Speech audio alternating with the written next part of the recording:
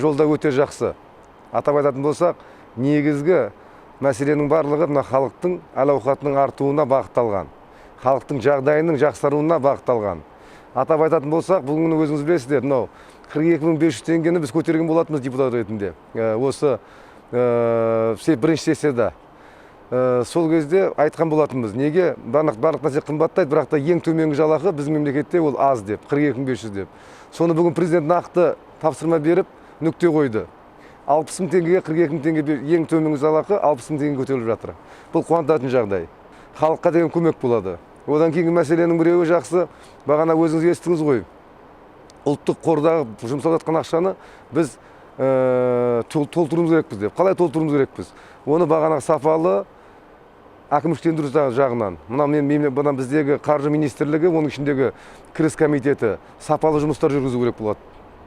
Керек десеңіз сапалы реформалар. Бірақ дегенмен халықты ешқандай қинамай, тиісті ірі компаниялардан түсетін салықтарды сапалы жинау керек.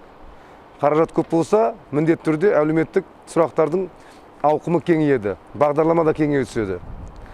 Тағы да бір жақсы мәселенің біреуі, өздеріңіз білесіздер, бағана халықтың көкейінде жүрген мәселенің біреуі бұл сапалы су ішу. Өздеріңіз білесіздер, мына су қайда деген мәселені де көтерген болатынбыз. Президентке үлкен рахмет, осы мәселені халықтың мұңы ғой бұл. Халықтың мұңын көріп, естіп, осы мәселені реттеуге нақты тапсырмалар берді. Өйткені біз енді өзіміздің халқымызды сапалы сумен қамтамасыз ете алмасақ, онда жасап жатқан жұмыстың барлығы ол ешкімге керек емес болады. Оның барлығы бір тиын деген сияқты.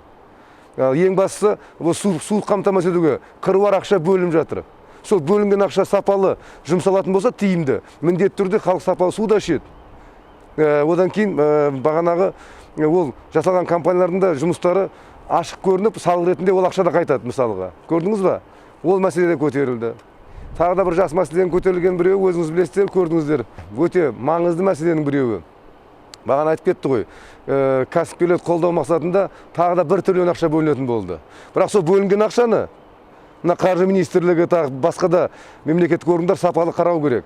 Мәселе ақшаның бәрін қадағалап қайтаруда емес, дұрыс бөліну керек. Керек азаматтар, керек кәсіпкерлерге.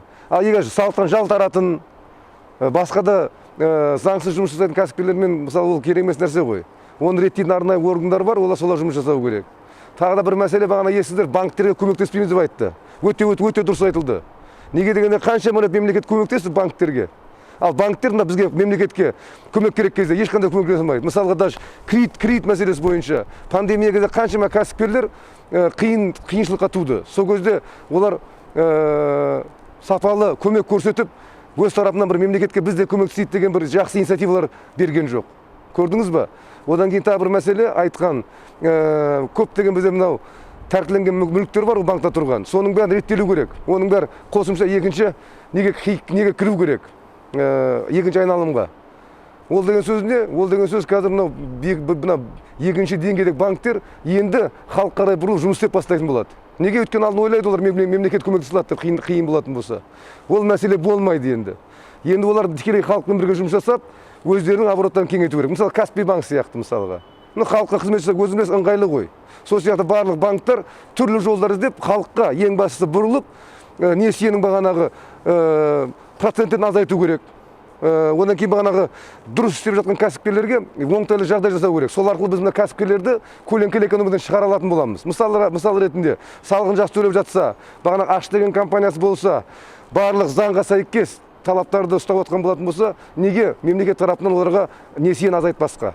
Неге оларға салықтық каникул жасауды қарастырмасқа? Сол кезде біз жаппай мемлекеттегі орта, кіші бизнестерді көлеңкелі экономикадан шығаратын боламыз. Ал ол деген сөз жаңадан салықтың бізге ақша түседі мемлекетке, одан кейін ең бастысы халықтың бана жағдайлары жақсаратын болады. Осындай өзекті мәселелер көп, айта берсек, өздеріңіз послание жолдауды қарап шықтыңыздар ғой.